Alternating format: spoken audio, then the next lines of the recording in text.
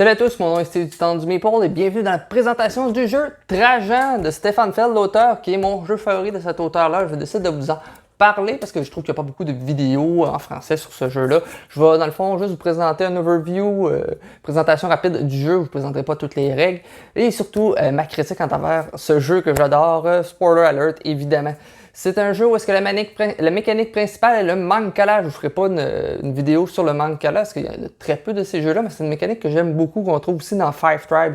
C'est dans le fond, vous allez prendre tous les pions à un endroit et vous déplacer sur un chemin ou une rondelle dans ce cas-ci et en déposer des jetons tout le long de votre chemin. Et lorsque vous déposez votre dernier jeton, vous faites l'action qui s'y retrouve. Donc, c'est ça le Mancala qu'on retrouve dans Trajan.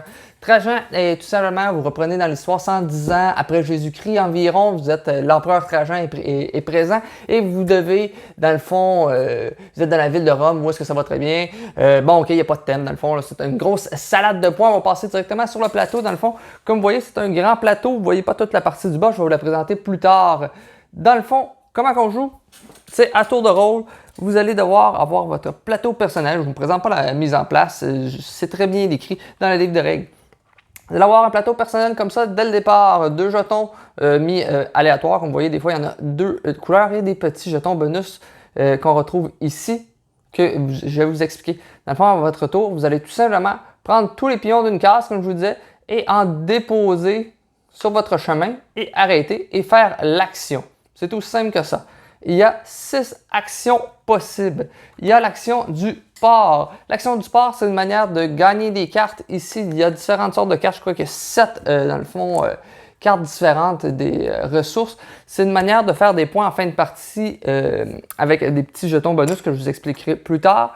Mais une manière de faire des points immédiats en les livrant. Donc, à votre tour, c'est soit vous piochez 2 cartes, vous les mettez dans votre main, vous en défaussez une. Donc, c'est une manière d'en faire une ou tout simplement d'en mettre une des deux qui sont présentes ici dans votre main. Donc, une manière de savoir plus qu'est-ce qui s'en vient. Mais en piochant ça, vous pouvez défausser les cartes que vous aviez en main qui vous intéressent moins. Donc, ça, c'est 2 actions pour piocher des cartes. Sinon, vous pouvez faire une livraison avec les parts. Donc, vous pouvez, dans le fond, comme ici, vous avez si vous avez 3 paires différentes, vous pouvez faire 15 points. Si vous en avez 2 paires différentes, vous pouvez faire 10 points. Une fois fait, vous retournez le bateau comme ça vos adversaires feront moins de points si vous êtes le premier à le faire. Donc, il y a avec des paires, tout simplement des cartes identiques. Ici, c'était jusqu'à 4 cartes.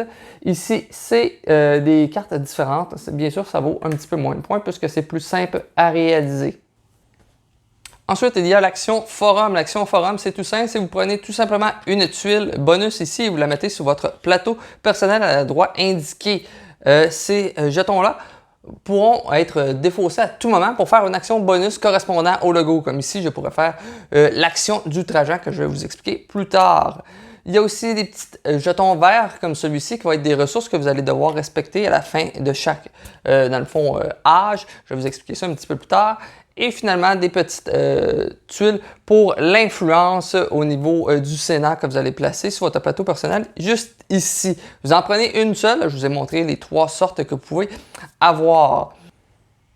Ensuite, il y a l'action militaire. Vous pouvez mettre soit un de vos légionnaires dans le campement, soit de déplacer votre chef sur un emplacement adjacent. Vous suivez les lignes ou tout simplement des zones adjacentes. Et s'il y a un jeton, vous prenez le jeton correspondant. Vous pouvez aussi déplacer un de vos légionnaires et de le mettre à un endroit où est-ce qu'il y a votre chef. Vous allez marquer le nombre de points de victoire en fonction de la région. Comme ici, je ferai 5 points. Par contre, si un de vos adversaires s'y retrouvait, vous marqueriez 3 points de victoire. Donc, vous n'avez pas vraiment intérêt d'aller aux mêmes endroits que vos adversaires. Par contre, il y a intérêt d'envoyer des légionnaires à des endroits où est-ce que vous pensez que vos adversaires vont s'en venir. Donc, ça, c'était pour l'action militaire. Il y a l'action Trajan ensuite, qui est tout simplement de prendre une tuile ici et de la mettre où est-ce qu'il y avait votre petite arche ici. Et ensuite, vous déplacez votre arche sur le prochain emplacement du film. Mais à quoi servent ces petits jetons-là? Comme vous avez vu, tout à l'heure, j'ai déplacé mon pion bleu et mon vert. Lorsque j'ai fait cette action, j'ai fait bleu, vert et ensuite, j'ai fait l'action forum qui était ici. Par contre, comme vous voyez, j'ai déposé un jeton qui remplissait les conditions ici. J'ai un orange et un vert. Donc, je pourrais enlever cette tuile-là et la mettre tout simplement ici. J'ai marqué les points de victoire. Et en plus, ça deviendrait une ressource permanente ici. Je vais vous expliquer à la fin des âges à quoi servent ces ressources-là. Mais il y a d'autres types de ressources. On va y aller justement avec l'action Trajan. En fait, je vous parlais justement de l'action Trajan plutôt. C'est que vous allez rajouter justement ces tuiles bonus-là. Les tuiles qui peuvent être, c'est soit de récupérer 2 cartes, tout simplement, soit d'accumuler des ressources. Il y en a 3 disponibles. Le pain, l'armure, c'est dans le fond, vous offrez de la nourriture. Ça, je crois, c'est de la politique. Et ensuite, c'est des combats de gladiateurs. Vous avez des tuiles pour faire l'action de construction, que je vais vous expliquer bientôt. Ça va être une manière d'envoyer de vos ouvriers à ces emplacements-là, au lieu de faire l'action. Il y a l'action aussi pour envoyer des légionnaires dans vos campements. Une action qui donne tout simplement 9 points de victoire et une action qui va vous donner un plus 2. Les plus 2 vont pouvoir être attitrés au bas de votre plateau.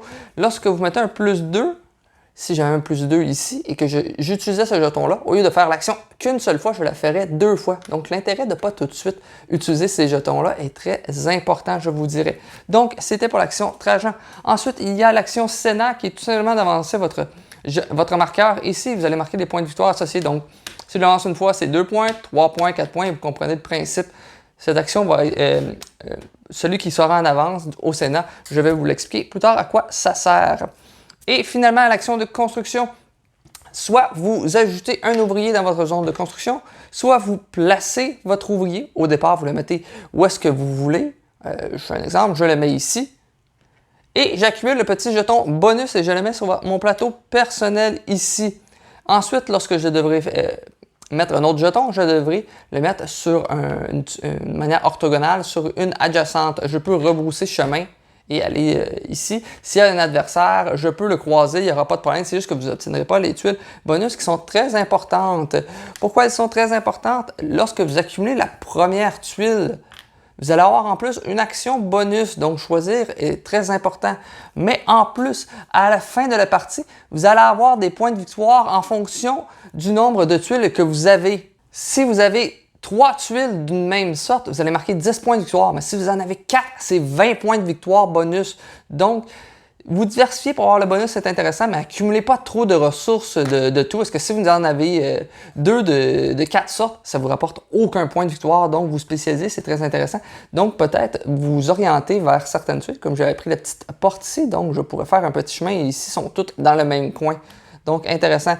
Peut-être moins intéressant, justement, d'aller chercher les tuiles que vos adversaires ont au départ, parce que ça vous donnera pas vraiment de bonus, mais peut-être aller chercher la 4e de votre adversaire pour l'empêcher justement de faire le 20 points bonus.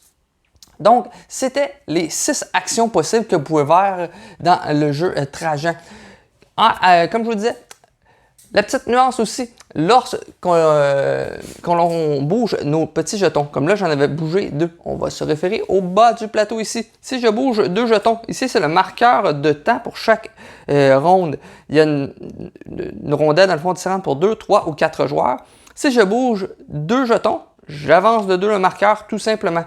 Donc si vous accumulez, je ne sais pas, 5 jetons dans le même cercle que vous décidez d'avancer celui-ci, le marqueur de temps avancera de 5 cases.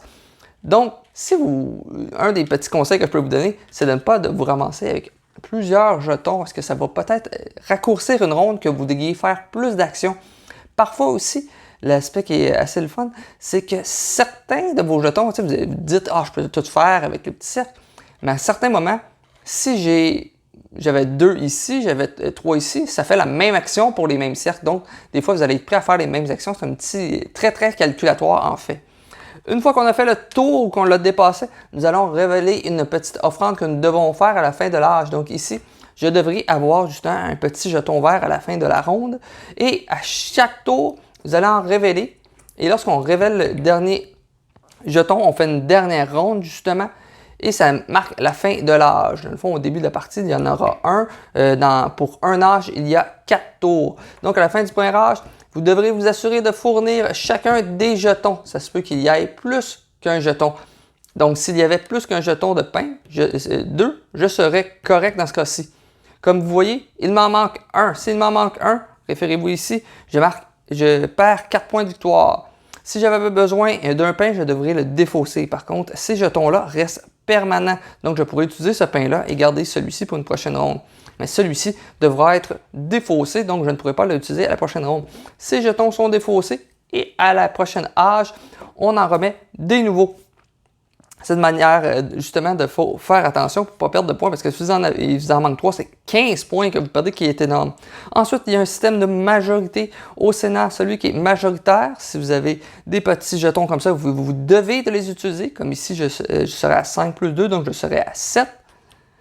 Donc, je serai à 7. Si mes adversaires sont moins que moi, je choisis une de ces tuiles-là qui sont mises au hasard. Il y en a une bonne quantité dans le sac.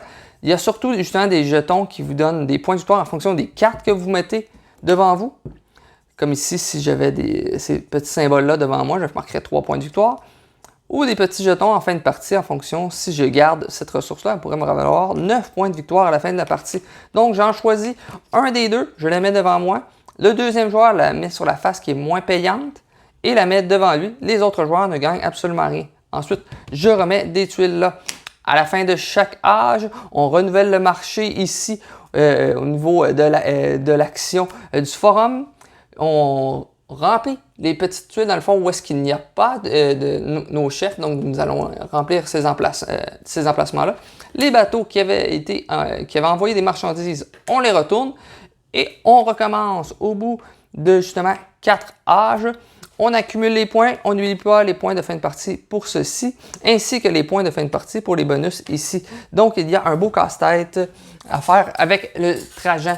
Donc, Trajan, l'aspect qui est très le fun, c'est le puzzle que vous avez sur votre plateau personnel. C'est sûr que le visuel est complètement horrible, mais c'est un classique de chez Stefan Feld. Les jeux ne sont souvent pas très jolis. Justement, comment bien timer ces déplacements au niveau du Mancala, parce que vous pouvez déplacer vos jetons, faire vos actions, mais si vous en prenez une grande quantité, peut-être il va vous manquer une action avant la fin de l'âge qui pourrait être très problématique pour vous. Aussi, ne pas se laisser coincer, avoir juste 2 cercles avec des jetons et pouvoir faire qu'une seule action qui n'est pas intéressante. Comme si vous faites l'action du port, mais que vous n'avez pas beaucoup de cartes en main. Des fois, c'est peut-être moins intéressant. Une grosse salade de points, une grosse salade d'actions. Des fois, moi, un des aspects que j'aime beaucoup de ce jeu-là, c'est justement faire une action qui va justement me donner une action bonus avec celle-ci, et je pourrais utiliser un jeton comme ceci pour faire un autre bonus. Et en plus, si j'ai un plus 2, je pourrais faire une action encore plus bonus. Il y a certaines tuiles aussi que je ne vous ai pas montré qui pourraient vous donner des cartes à tout moment, des tuiles ressources que vous voulez, ou même des tuiles qui vous donnent des 10 à 20 points qui vous manqueraient en fin de partie. Donc, c'est un gros casse-tête. J'aime beaucoup les jeux, justement, où est-ce que faut être meilleur que les autres, les actions sont simples. Ici, c'est tout simplement des petits mini-games qui sont fort simples, mais que le gros du jeu est vraiment sur notre plateau personnel. Donc, ce n'est pas seulement d'être meilleur que les autres, mais être meilleur que le jeu. Parce qu'il y a un gros puzzle devant nous avec justement le petit Mancala.